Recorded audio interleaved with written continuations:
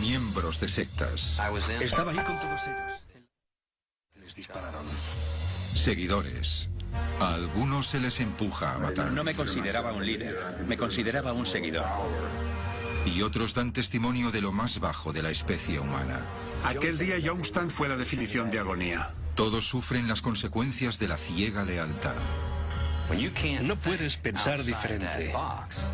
Es un cautiverio. Existe una escala para medir los rincones más oscuros del comportamiento humano. Evalúa el crimen y la mente del criminal. Desde asesinos impulsivos hasta asesinos en serie, esta escala de 22 niveles intenta determinar quién tiene el perfil de un psicópata.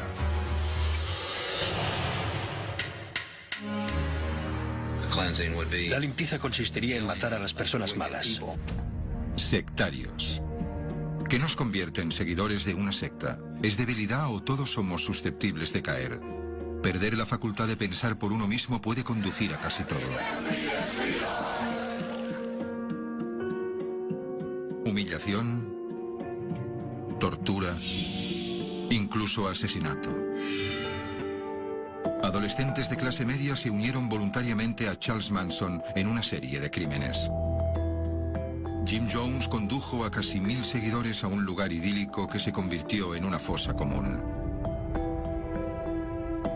Los discípulos de un mormón radical ejecutaron a 5 miembros de una familia en nombre de Dios. ¿Estos devotos seguidores eran víctimas de las circunstancias, creyentes o criminales? Cuando se cometen actos diabólicos en grupo, ¿dónde recae la responsabilidad individual? El doctor Michael Stone de la Universidad de Columbia ha creado una escala para medir la gravedad de los actos malvados. Cuanto más atroz es el crimen y más racional el criminal, más alto se sitúa el asesino en la escala.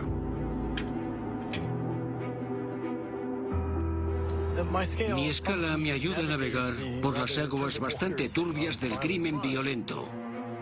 El Dr. Stone realiza un interesante análisis de los asesinos sectarios. Mi escala está diseñada para evaluar individuos, por lo que es un verdadero desafío intentar situar a todo un grupo. Al investigar varios ejemplos de comportamiento sectario, observaremos el deterioro de uno mismo, la negación de la reflexión personal y la justificación de la maldad. ¿Cómo se explicaría la devoción de Ron Luft por un líder de una secta religiosa violenta?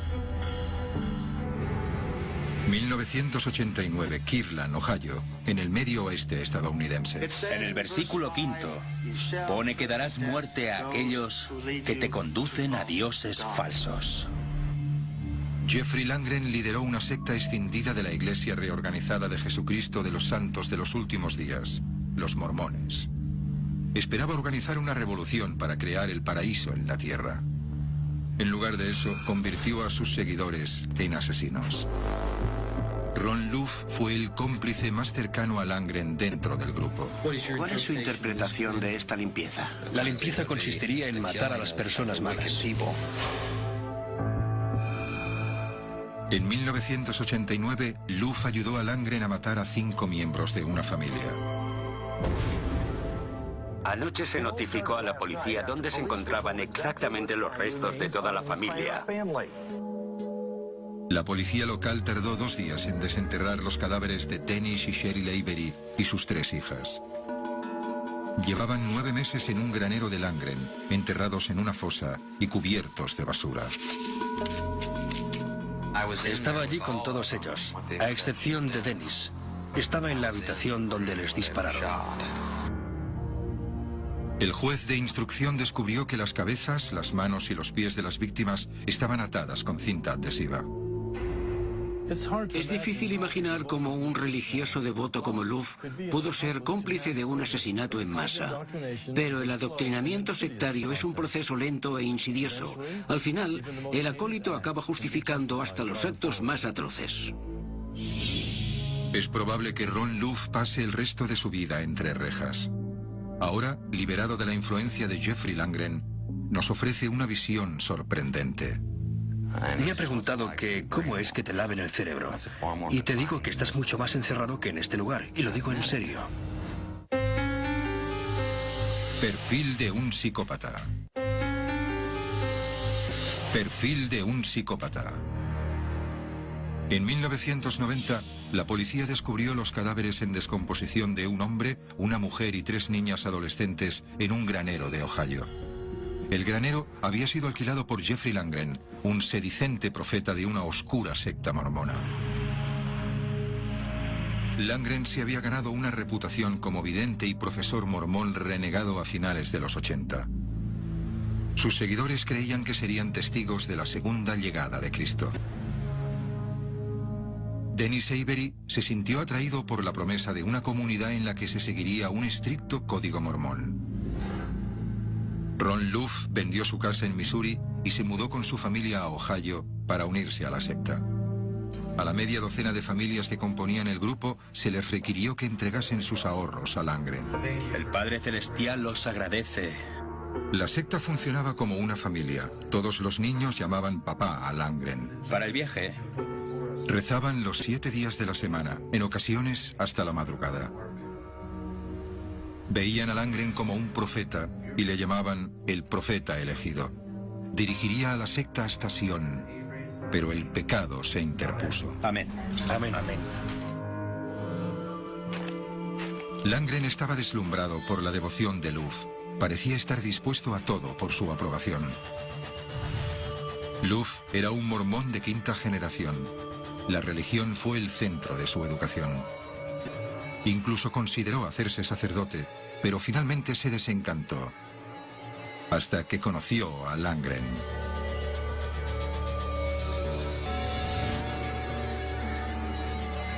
El estatus de Luff creció dentro del grupo. Langren le daba asesoramiento personal, confiaba ciegamente en Luff y esperaba una estricta lealtad a cambio. Básicamente lo que me dijo es que iba a ser el portavoz. Así se me planteó el problema de ser el segundo de a bordo. En una secta, la jerarquía desempeña un papel importantísimo. La subida al poder de Luff, como mano derecha de Langren, le embriagó. Cegó moralmente a Luff. Langren descubrió que Dennis Avery había retirado dinero de los ahorros de la secta. Su mujer, Cheryl, era testaruda y los niños revoltosos. En opinión de Langren, todos eran pecadores. Langren invitó a los Avery a cenar. Me dijo que quería que fuesen por orden de mayor a menor al granero. Y yo fui el que los llevé. Luff y el resto de los hombres de la secta sabían que los Avery iban a ser asesinados. Langren lo había ordenado. La llevé, la metí en el agujero. Le dije que estuviera tranquila y dejé que ocurriera. ¿Cómo pudo Ron Luff justificar la ejecución de toda una familia? El Dr. Stone viajó a Ohio para analizar la mente de este exmiembro de la secta. Quería descubrir cómo la lealtad podía llevar al asesinato.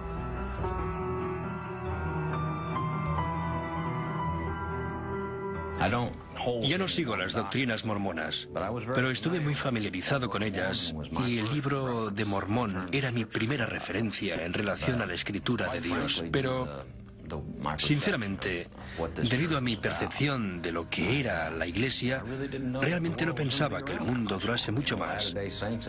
Los santos de los últimos días suponen que el mundo está llegando a su fin. Cuando me mudé allí no tenía dónde vivir, no tenía trabajo, no sabíamos dónde íbamos a dormir la noche que llegué a la ciudad. Se suponía que nos movía la fe, y por lo que dijeron, los demás habían hecho lo mismo. Así que me lancé. Y recuerdo que me temblaba la mano cuando escribí la carta de renuncia a la fábrica en la que trabajaba en Missouri y les avisé con 2 semanas de antelación. ¿Y había sido designado como el número 2 con anterioridad? No, y sinceramente en realidad siempre había rechazado la idea de serlo.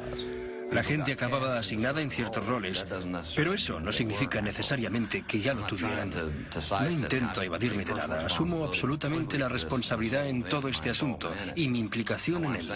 Lo que digo es que es erróneo llamarme su mano derecha porque no creo que realmente lo fuera. Al final, Jeff se hizo con el poder sobre el grupo, incluido usted, por lo que deduzco cómo ejerció su poder.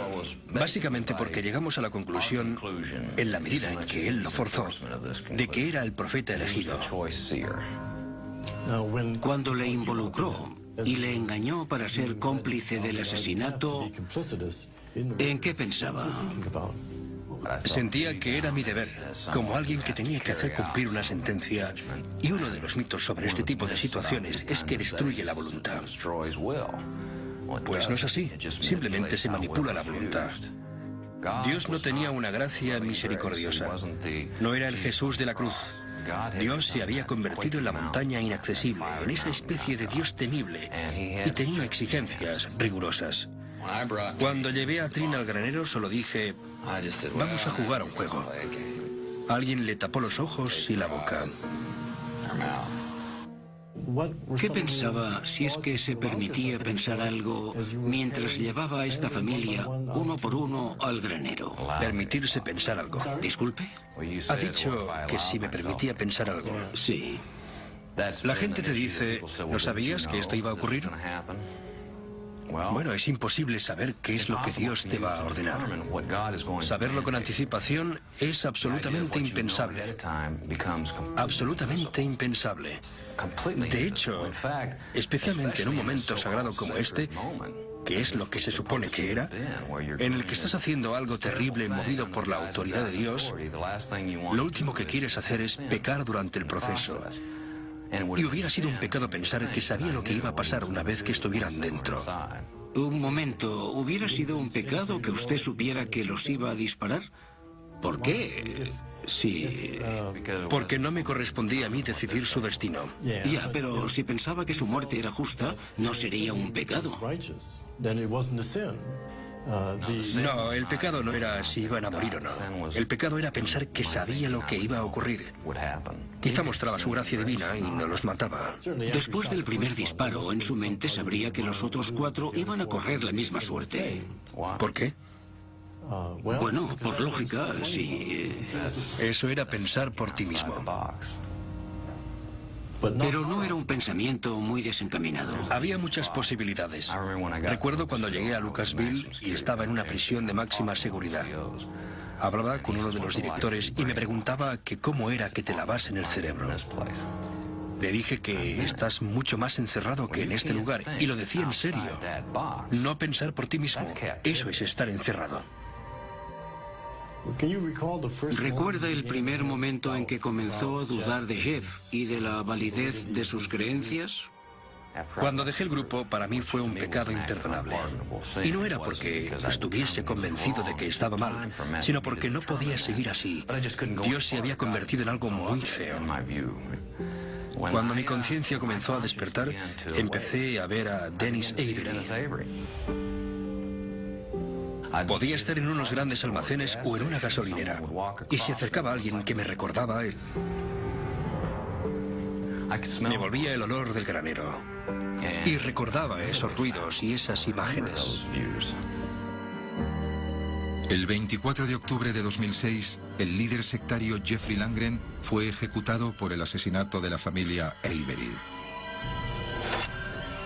Ron Luff, testigo, cómplice y leal compañero, cumple 170 años de condena. Es muy triste la clase de cosas que pueden ocurrir a aquellos que caen en las garras de un estafador talentoso como Jeff Langren. Te hace pensar hasta qué punto podríamos caer en algo así, y quién de nosotros es inmune de una u otra forma. El Dr. Stone analiza la relativa responsabilidad de Jeff Langren y Ron Luff. Se trata de un caso en el que hay una incongruencia entre el hombre y el hecho. El hecho exige un puesto más alto teniendo en cuenta la manera en la que la familia fue conducida hacia su muerte a sangre fría. Pero Love carece de los rasgos psicópatas que le situarían más alto en mi escala. Su devota educación mormona podría haber influido en que acabase formando parte de la secta de Langren. Love ya era un creyente, solo necesitaba que le dirigieran. Ron Luff, por su complicidad en el asesinato de los Avery, está en el nivel 9. Jeff Langren era claramente un psicópata, violento y cruel, lo cual no deja de ser irónico para un líder religioso. Amonestaba a la secta por sus supuestos pecados y les lavó el cerebro hasta cometer el pecado supremo, acabar con una vida. Jeff Langren llega al nivel superior de la escala del Dr. Stone, el 22. ¿Hay un patrón definido para los sectarios? ¿Tienen una personalidad débil, vulnerable a ser explotada por un líder convincente? ¿O cualquiera de nosotros podría caer en las garras de un manipulador carismático? Charles Manson quizás sea la quinta esencia de líder carismático de una secta. Sus seguidores eran muchachos de clase media, sin grandes problemas. Tenían una gran necesidad de aprobación, tanta que se les podía manipular, se les podía empujar a matar. Tex Watson era un gran atleta en el instituto. A instancias de Manson, Tex condujo a 3 chicas de la secta a una espiral de violencia criminal. Manson no estaba presente. Ellos solos cometieron torturas y crímenes atroces. Agosto de 1969, Los Ángeles. Miembros de la familia de Manson abandonan sendas escenas de crímenes atroces. Los cuerpos de las víctimas fueron mutilados. Uno recibió 51 puñaladas. Escribieron en su piel. Garabatearon grafitis en la pared con la sangre de sus víctimas. Manson le había dado el cuchillo a Tex y este seguía sus órdenes. Cometía los crímenes, pero en aquel momento no me consideraba un líder, me consideraba más bien un seguidor. Es probable que Tex Watson no hubiese cometido ningún asesinato si no hubiese sido coaccionado por Manson. En realidad, Manson no mató a nadie. Fue Watson quien lideró la matanza de 7 personas. El Dr. Stone analiza la responsabilidad de Manson y Watson. Como Ron Luff, Watson es víctima de las circunstancias, cegado e intimidado a participar en un asesinato por un líder controlador. Pero sin la influencia de Manson no se hubiera cometido. Por su capacidad para manipular personas para que matasen en su nombre y porque instigó múltiples asesinatos, situó a Manson en el nivel 15 de mi escala. Pero Charles Manson no cometió los asesinatos. Las víctimas murieron a manos de Tex Watson. Por consiguiente, también colocó a Watson en el nivel 15. Ambos son psicópatas y responsables de múltiples asesinatos. ¿Qué hace a un individuo ser vulnerable hasta el punto de entrar en una secta? ¿Por qué seguidores como Tex Watson o Ron Luff pierden el sentido de la moralidad? Algunos científicos consideran que las conexiones del cerebro humano les hacen vulnerables. Las sectas son un fenómeno grupal por el cual los individuos se centran en la sensación de pertenencia a algo y ser significativo en algo. El Dr. Michael Persinger es especialista en neuroanatomía en la Universidad Laurentian en Ontario, Canadá. Cree que el cerebro humano tiene un punto débil en el lóbulo temporal, la región responsable de la toma de decisiones. Este punto débil nos hace a todos vulnerables a la influencia de otra persona. La actividad cerebral efectivamente es una combinación de pautas electromagnéticas e interacciones químicas.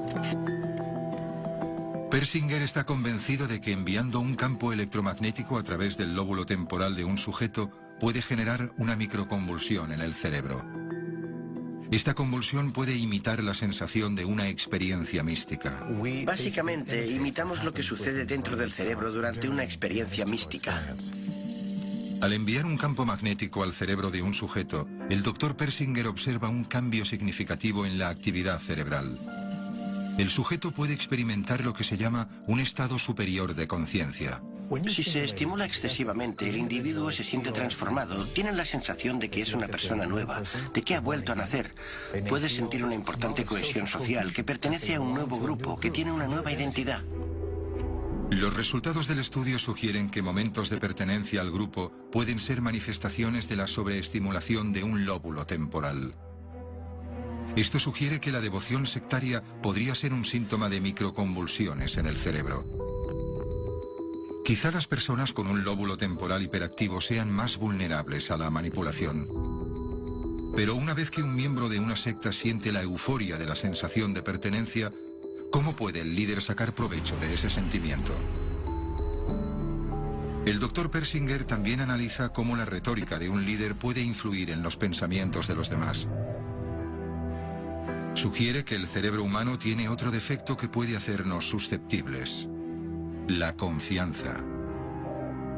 Persinger cree que en el instante que escuchamos una nueva afirmación, nuestro cerebro la percibe como verdadera.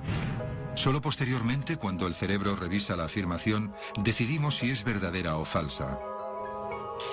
Lo denomina período de refutación. Para decidir si algo es verdad o mentira, primero tienes que aceptarlo todo como verdadero y después tienes que refutarlo. Si algo interfiere en ese proceso de refutación, es más probable que aceptes esa falsedad como una verdad. ¿Es posible conseguir que una persona acepte como verdadero algo que sabe que es falso? Persinger cree que sí. Coloca a los sujetos un aparato en la cabeza que genera un campo magnético.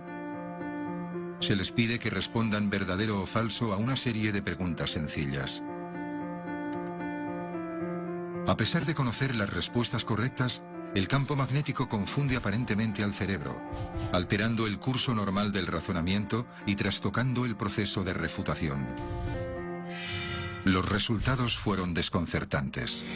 Descubrimos que al aplicar estos leves campos magnéticos, algunas frecuencias hacían que una persona que consideraba algo falso lo considerase como verdadero, especialmente si el campo se aplicaba durante el proceso de refutación. ¿Puede el líder de una secta generar el mismo desajuste cerebral a través de un discurso carismático?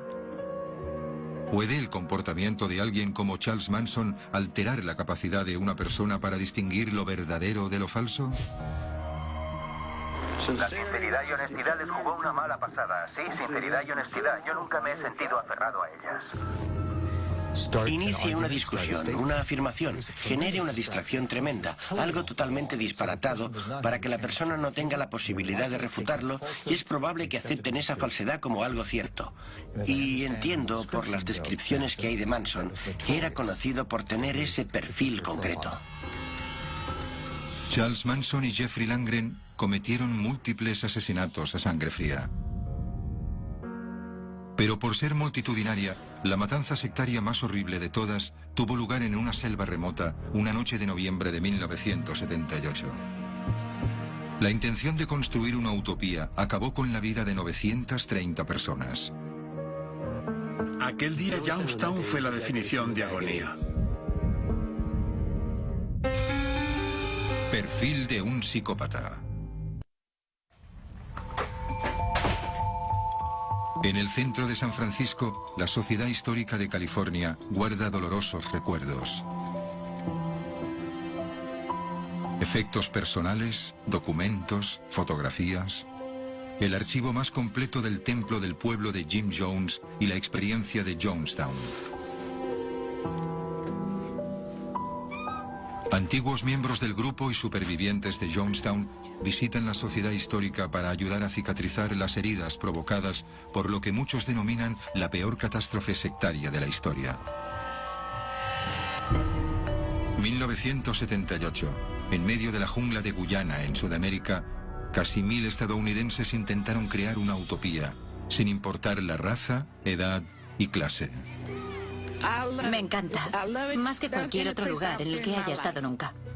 Esta nueva sociedad fue creada por la Iglesia de la Nueva Era de San Francisco, el Templo del Pueblo, y su fundador, Jim Jones. Pastor cristiano convertido en activista social, Jones predicó que juntos, los miembros de su congregación podían crear un mundo pacífico basado en la igualdad y la libertad.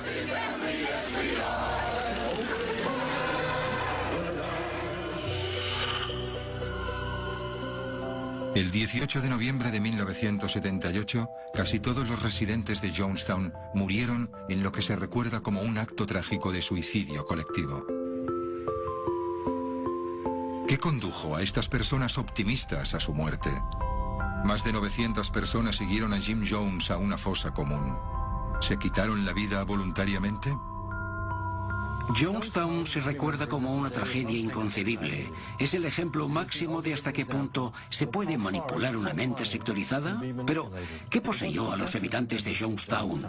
¿Qué nos muestra Jonestown de la manera de funcionar de las mentes de los miembros de la secta y de por qué estaban dispuestos a seguir las órdenes de Jim Jones?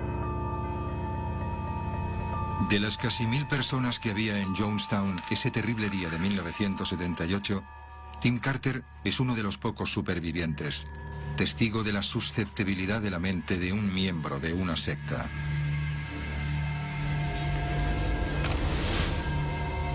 Tres décadas después, la tragedia continúa atormentándole.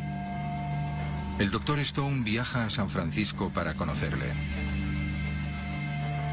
El motivo por el que queríamos hablar con usted es porque es uno de los pocos supervivientes de lo que comenzó como una utopía y acabó como una distopía.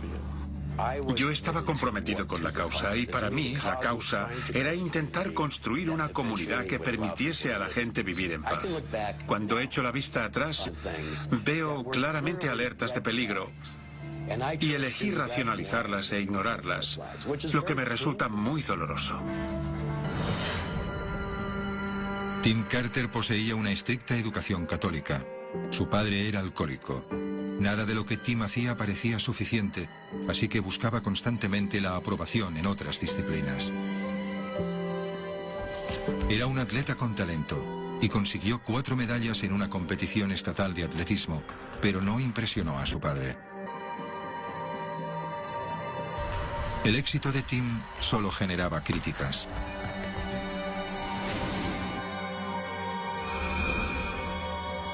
En 1967, el adolescente se alistó en el cuerpo de marines y fue enviado a Vietnam. La experiencia le marcó para siempre. Sobrevivió dispuesto a tomar las riendas de su vida, pero hasta ese momento solo sabía buscar aprobación. En Vietnam decidí un par de cosas. Primero, quería formar parte de la solución y no del problema. Quería estar entre los que intentaban hacer que el mundo fuese un lugar mejor. Buscaba un sitio donde encajar y lo encontró en el templo del pueblo. Exacto, tuve literalmente la sensación de que estaba en casa. San Francisco, 1973. El templo del pueblo estaba dirigido por un líder carismático, Jim Jones. ¿Por qué seguir jugando con lo que los hombres llaman Dios y nosotros encarnación del socialismo? Soy un liberador, soy un salvador. Jim Jones lideró a su grupo en un experimento según el cual personas de todas las edades, razas y situación económica vivían juntas como iguales. En 1973, Tim Carter acudió a su primera reunión del templo del pueblo. Jones salió a hablar y su sermón fue una especie de síntesis de todo lo que yo creía, tanto espiritual como políticamente. Coincidía con lo que estaba diciendo, era natural. Había adolescentes blancos y negros jugando y flirteando, chavales haciendo lo que hacen los jóvenes. Se gastaban bromas y discutían y peleaban. Era un sitio muy vivo y yo sentí que conocía a aquellas personas de toda la vida. El templo del pueblo intentaba rectificar supuestos fracasos del sistema estadounidense.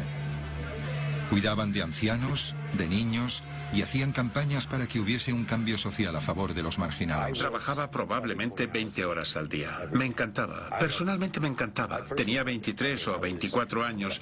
Estaba en la plenitud de mi salud física.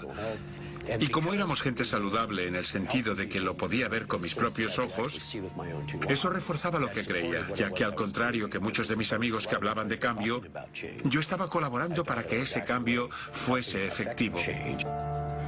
Tim Carter convenció a su hermana mayor y a su hermano adolescente a unirse al templo del pueblo. Además, estaba enamorado de otro miembro, Gloria Maxim. La pareja tuvo un hijo. El templo del pueblo se estaba convirtiendo en la vida de Carter, pero con el tiempo también atisbó aspectos más oscuros de la personalidad de Jim Jones. Al echar la vista atrás, veo claramente lo que eran señales de alerta, no de advertencia, sino de alerta roja. ¿Cuál sería la primera alerta? Recuerdo que trajeron vino y nosotros no bebíamos, no fumábamos. Él dijo que quería que todo el mundo bebiera de ese vino. Le dije, claro, lo probaré. Así que bebí un trago y él dijo, vale, ya estamos envenenados. Entonces, mi primera reacción fue, Dios mío. Y la siguiente fue, ¿está pasando realmente? Y de dentro me salía a pensar que no tenía ningún sentido. Así que mi manera de racionalizarlo fue, vale, ¿por qué está haciendo eso? Se suponía que era una prueba. Estaba obligando a la gente a enfrentarse a su propia mortalidad. ¿Se trataba de una racionalización? Absolutamente. ¿Estaba condicionado? Absolutamente. ¿Fue un ensayo de suicidio? No. ¿Debería haberme dado cuenta en ese momento de que ese tipo era un fraude y que lo que le interesaba era el poder y no el cambio? Debería haberlo hecho. Así que ahora he hecho la vista atrás y me da rabia haber estado tan ciego. En 1977, el Templo del Pueblo contaba con unos 3.500 seguidores leales, y el futuro parecía ser prometedor. Jones compró más de 1.600 hectáreas en la selva de Guyana para crear una sociedad alejada de una posible persecución del gobierno estadounidense. Tim Carter, junto con casi 1.000 personas más, se mudó allí persiguiendo el sueño de vivir en una sociedad sin sufrimientos. Durante más de un año, Jonestown pareció ser un tremendo éxito.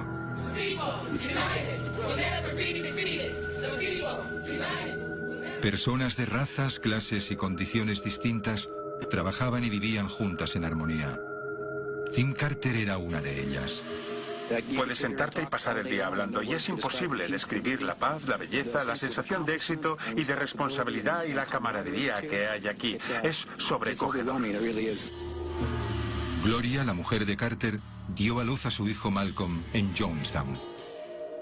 Pero Carter comenzó a percibir señales inquietantes. Todo cambió. El comportamiento de Jones era distinto, se volvió más oscuro y más sensible. Jones estaba agobiado. Empezó a abusar de las drogas.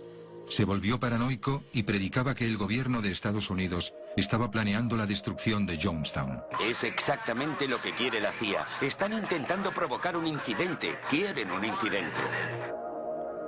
Controlaba a la población de Jonestown a través de la manipulación y el miedo, e incluso llevó a cabo ataques falsos para aglutinar a la gente.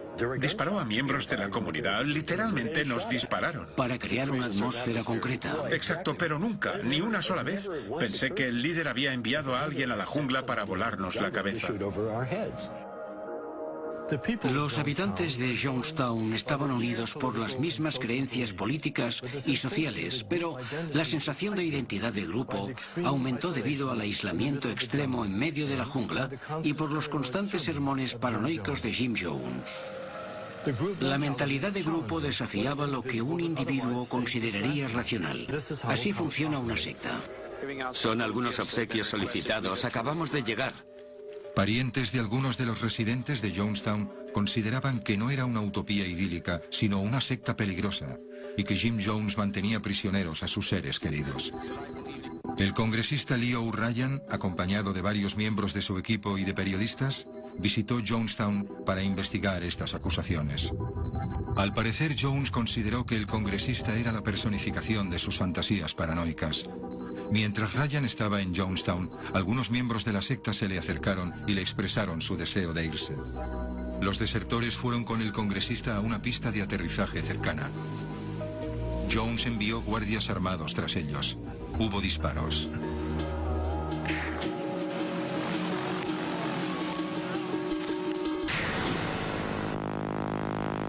Ryan y otras 3 personas murieron.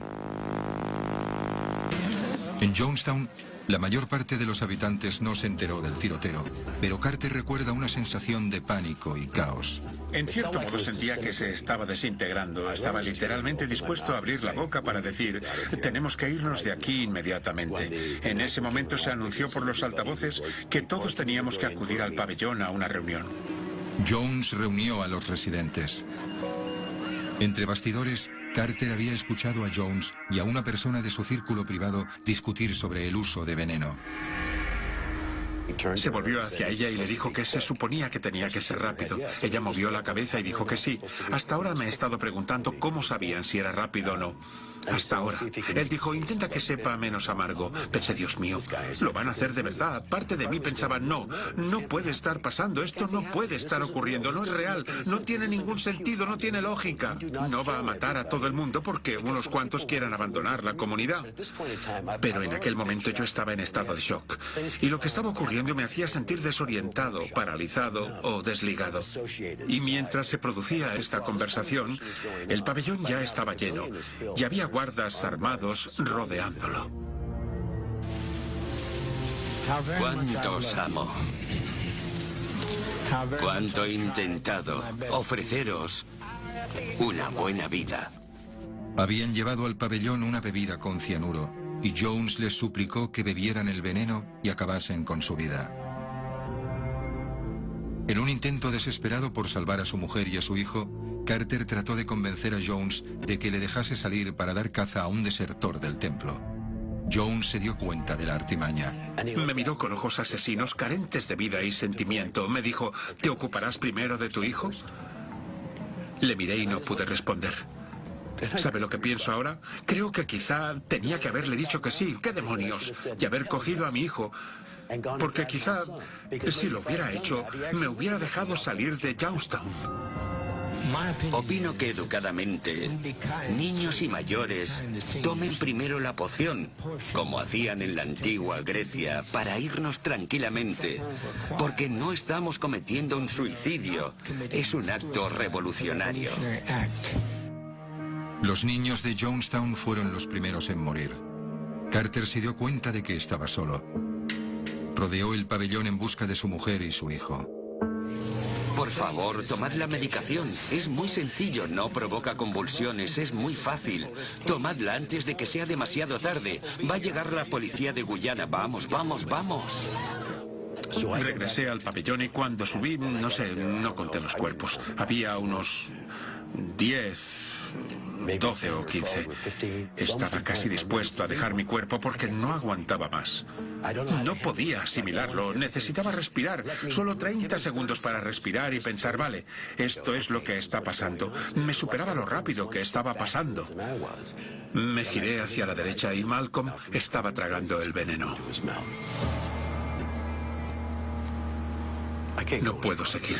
Hazme preguntas, pero no puedo seguir. En ese momento, el cuerpo me abandonó. No sentía nada, porque tenía una herida abierta y había gritos de horror, gritos de agonía. La mirada en la cara de Gloria, con lágrimas corriendo por los ojos, estaba atrapada sin salida. Sentí rabia hacia ella. ¿Por qué no has hecho nada? Me sentía absolutamente culpable. ¿Por qué no lo has hecho tú? Malcolm ya se había ido. No podía hacer nada. No había nada que hacer.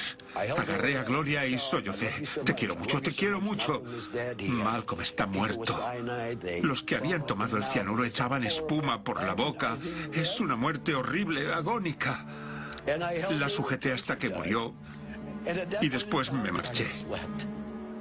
Porque no sentía nada. La gente me dice, ¿por qué no? Acababa de ver cómo asesinaban a mi hijo.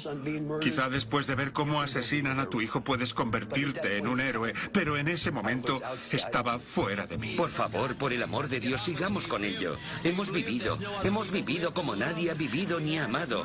Hemos sacado lo máximo de este mundo. Acabemos con ello, acabemos con la agonía. Perfil de un psicópata. 18 de noviembre de 1978. La visión utópica, el gran experimento social que fue Youngstown, acabó en cuestión de horas. Murieron 930 personas. Vi madres agachadas sobre sus pequeños y gente llorando. Y entonces vi a mi mujer con mi hijo en brazos muerto. Tim Carter fue testigo de la masacre. Perdió a su hermana, a su mujer y a su hijo. Lo único que sé es que ese día Jonestown fue la definición de agonía. Y pasara lo que pasara, no fue una especie de homenaje grandioso a Jim Jones, porque todos quisieran morir. Cuando se dice que estaban convencidos, cuando piensan en Jonestown como un montón de gente gritando "vamos a morir porque amamos a nuestro padre", no tienen razón. Carter volvió a Jonestown 2 días después de la matanza para identificar los cadáveres.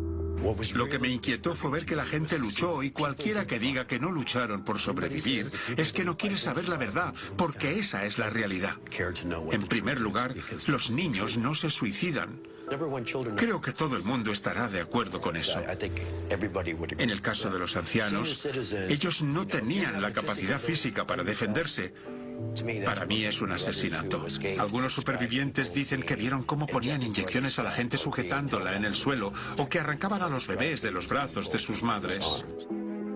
Carter escapó de Guyana con vida, pero incluso después de 30 años, las falsedades sobre Jonestown le siguen abrumando. En esta foto están mi sobrina y la mujer de mi hermano.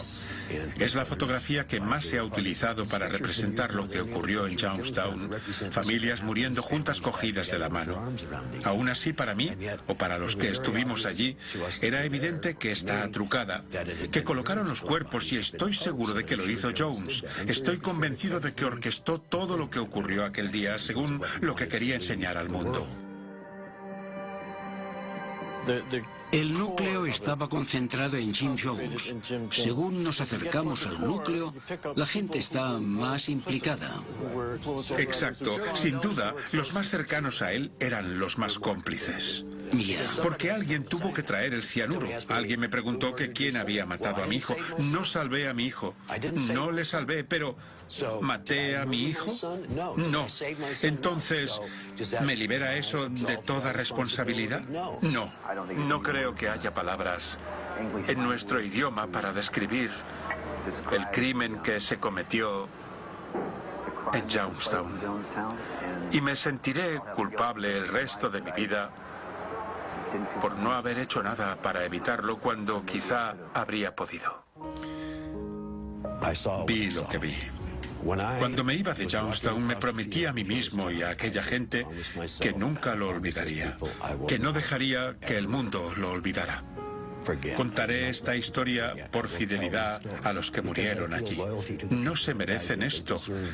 Por muchos defectos que tuviéramos como grupo, por muchos defectos que tuviéramos como personas, no nos merecemos esto históricamente. Porque lo que ocurrió allí no fue un suicidio colectivo, fue un asesinato colectivo. Las acusaciones de Carter de que se cometieron asesinatos en Jonestown influirán totalmente en el puesto en el que colocaré estos crímenes en mi escala. Previamente, había colocado a Jim Jones en el nivel 12 por manipular casi a 1000 personas para que se suicidaran. Pero con la nueva información de Tim Carter, según la cual Jones y sus cómplices asesinaron a cientos de personas sistemáticamente y dispararon a un diputado del Congreso de Estados Unidos, tengo que reevaluar sus crímenes con esta información en mente. Por este motivo, el Dr. Stone coloca a los miembros criminales de Jonestown en el nivel 15, por cometer a sangre fría múltiples asesinatos. Pero el Dr. Stone coloca a Jim Jones en un lugar mucho más alto. Por diseñar la ejecución de más de 900 personas, Jim Jones está en lo más alto de su escala, en el 22. Los seguidores de las sectas cumplen las órdenes de líderes carismáticos con una lealtad inquebrantable. Examinando a los líderes y comparando la naturaleza de los seguidores y la gravedad de sus crímenes, el Dr. Stone adquiere una nueva visión acerca de la dinámica de la maldad humana. Analizar una mente grupal nos ayuda a aprender mucho acerca de una individual. Cómo se puede reestructurar la propia moralidad, responsabilidad y debilidad cuando se está inmerso en una secta. Significa una advertencia para que seamos conscientes de nuestra propia vulnerabilidad y para saber lo susceptibles que podemos ser todos si nos vemos atrapados en una secta.